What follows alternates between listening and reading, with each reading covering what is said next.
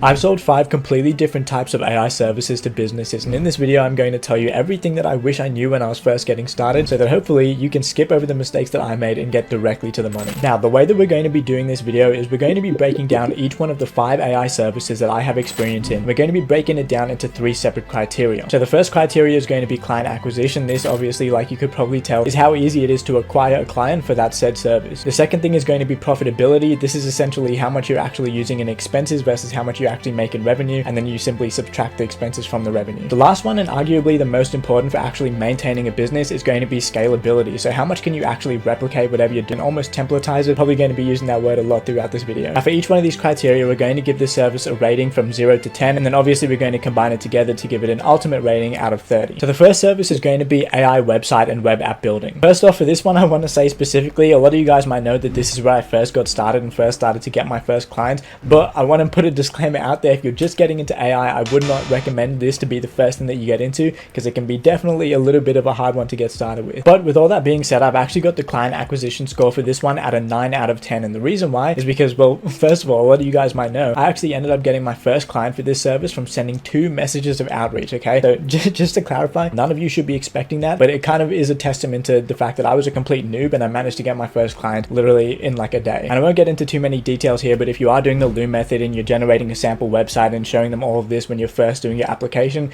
then it's really easy. The next one is going to be profitability, which again, it's got another high score at 8 out of 10. And the reason why this is so profitable is because you're really not spending too much on expenses when you're building websites. You've got platform fees for, like, if you're using Bolt.new or Lovable or whatever you want to use to actually generate the front end code for the website. Then you've got the hosting on like Netlify, which is cheap as f. And then obviously you've got the back end expenses, but that's pretty much going to cover the majority of the expenses. The rest is just going to be profit. Now, last but not least, we've got scalability, and this is where the website building is a little bit of a letdown, because at the end of the day, you're never really going to be able to scale this and templatize this as much as you would some of the other services that are coming up. Now, that being said, you obviously can build base foundations and base templates to use, but the majority of the clients that you work with are going to want their own unique websites. After all, you know, if they're coming to you and paying you a substantial amount of money to build a website, I'm sure they're not going to want some generic, just one-page book a call right here type of website. So ultimately, for the AI website / web app building, it can be a really steep learning curve and it can be really hard to get into, but if you do, there's definitely a lot of profit in there. So the total score for that one, just to recap, we've got client acquisition at 9 out of 10, we've got profitability at 8 out of 10, and then we've got scalability down at 2 out of 10, which brings the total to 19 out of 30, which is a pretty good score. Now, the second service that we're going to talk about is going to be far more simpler to get into if you're just getting started with AI services online, and that's going to be selling AI images or generating AI images for clients. A lot of you guys might know one of the coolest examples that I have for this is I actually made AI images that a client of mine used as wedding photos for, he was basically the best man at a wedding, and he ended up using those photos that I generated as a gift to his best friend. So anyway, for client acquisition, we're going to put this one at a 4 out of 10. Now, if you would have asked me a year ago, I probably would have had this at like a 7 or 8 out of 10. But what I will say about this service in particular, guys, is that as more people wake up to how to use AI and it becomes more of like a widely known skill, the demand to hire people to build AI images isn't going to be what it was when it was first getting started and people thought it was this whole crazy, you know, prompt engineering type of skill. It's really not that hard, guys, if we're being honest with ourselves. Now, that being said, I still do definitely think there's pretty high demand for like graphics and stuff like that, which still falls under the image category. So that's why I put it at a 4 out of 10. So next up here, we've got profitability. And this one, again, we've got at a 4 out of 10. And the reason why is because although you really don't have too many expenses when it comes to generating the images, you're really not going to get paid too much either. So it's kind of like a double-edged sword here. I will say that your best bet at getting paid well is probably going to be to work with like e-com brands and brands that actually have physical products, because that's where I see the most demand being right now, and probably into the future as well, if you can use tools like Nano Banana and stuff like that. I talked about it in a previous video, but that's probably going to be one of the best use cases for AI image generation as of right now. Right, so the last thing is going to be scalability, and for this one we've got 8 out of 10, which is a pretty solid score, but if we're being completely honest, you can pretty much scale AI image generation to the moon as long as you have templates for prompts and what to use in certain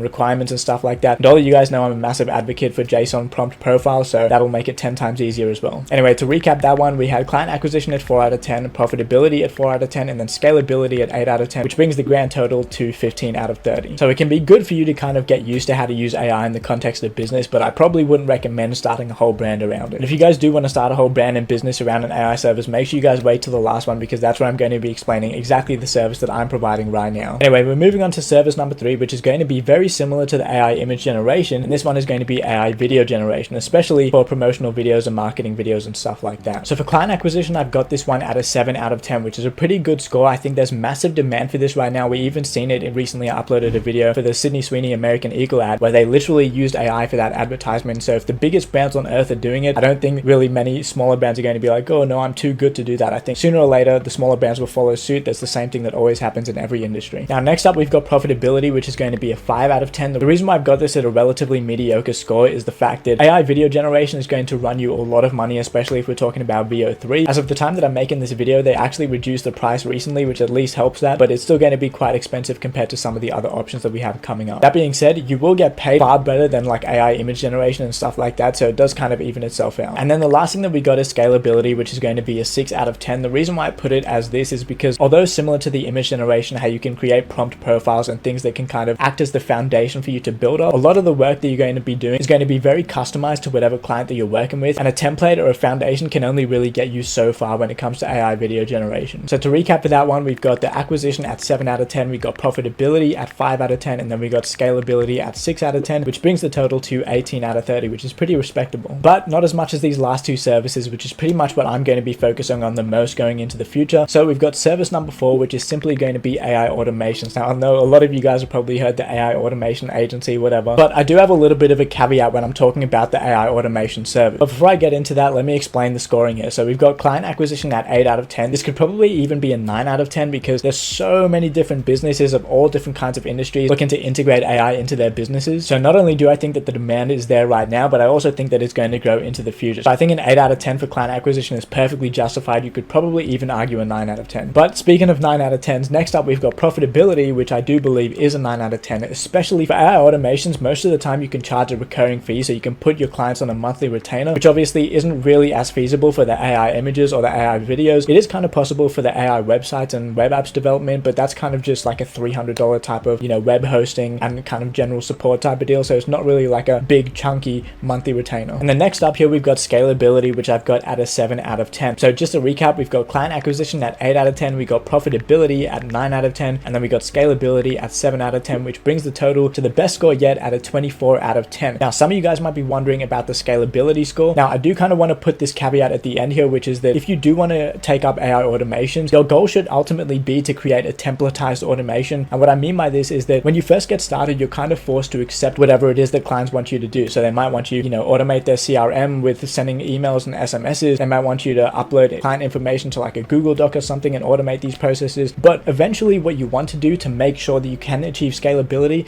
is to kind of replicate a service and make sure that you're just perfecting that one type of automation. Now, obviously this doesn't have to be boiled down to specifically one, but if you can create a general group of automations that you're proficient at, then I think this is the best way to achieve scalability when it comes to AI automations. Otherwise, you're constantly just going to be behind the 8 ball trying to learn new stuff. I'll probably have another video coming out about this later on, but for now, that's all I'm going to say about it. Let's move on to what I believe is the best opportunity right now in the final service, which is going to be AI callers. So for AI callers, we've got client acquisition at an 8 out of 10. It's very similar to the AI automation score that I mentioned before. And the reason for this is that there are hundreds of thousands, if not millions of businesses that rely on the most mundane automatic phone calls of all time. And if you can replace this part of the business without, sacrificing the majority of the quality, obviously you're not going to put an AI caller, sell a high ticket item, right? But you can easily put an AI caller in the place of a receptionist or somebody who basically just has a script that they repeat over and over and over again. So I think that there's massive value proposition to say that not only can it repeat this script just as good, if not better than, a human being, but it can also operate 24/7, every day of the year. Now, next up, we've got profitability, which is going to be an 8 out of 10. This is just 1 point below the AI automation service. And the reason why this is because you will have to use a pretty significant amount of money on software such as Go High Level or Synthflow or Vappy, whatever you use. But the majority of the time in saying this, a lot of the clients will be happy to actually pay the software fees. But when you're first getting started, you'll kind of just have to eat that yourself. Now, the last criteria, which is obviously scalability, is where I really think that the AI caller model kind of blows everything out the water. And that's exactly why I'm giving it a perfect 10 out of 10. Now, just to justify this before you guys start throwing tomatoes at me, and the reason why this is a 10 out of 10 for scalability is because this is the one service where the clients that you work with actually want you to use a template, okay? I'm going to say that one more time. You might think I'm crazy. This is the one service where your clients actually want you to use a template. And the reason why is because a phone call, at least the phone calls of the nature that you're trying to replace,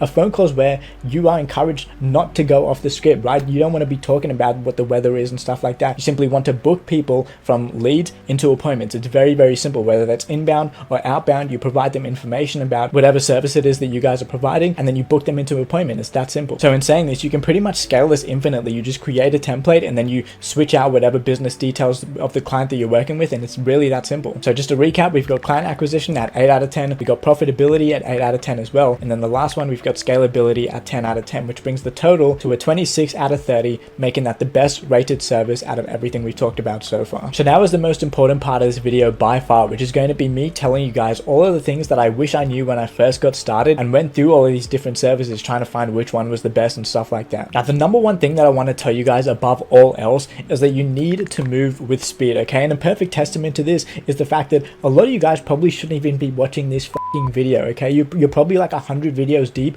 and just watching a bunch of different AI services and how to make money using AI and stuff like that. Just pick one and just move with speed, because guess what? If you pick the wrong thing, exactly what I did, then you're going to find out as you go what's good and what works and what doesn't. That's exactly what I did, guys, okay? You're never going to be able to, I mean, maybe there's a 1 in 100 chance that you end up picking the grand best thing that you could have possibly done. But the chances are, if you just choose one now and you start and you move with speed, you'll figure out, okay, this works, this doesn't work, let me pivot to this, and eventually you'll settle on something that's working the same way that I have. So number one is just move with speed and stop being a bitch and thinking that you need to watch 100 videos before you can actually act on something. Now, number two is going to be that as you learn things and you learn how to use AI in different ways and stuff like that, you need to be keeping track of the things that you learn. And for me, I use OneNote. I know a lot of you guys use Notion and stuff like that. You can use a pen and paper if you want to, but you need to store things that you learn so that you can look back at it later. And I can't tell you how many times that has come in handy for me. And then the last thing I want to tell you guys is actually going to be the most important if you actually want to get a client in the first place, which is going to be when you're talking to these prospects, you're talking to these leads,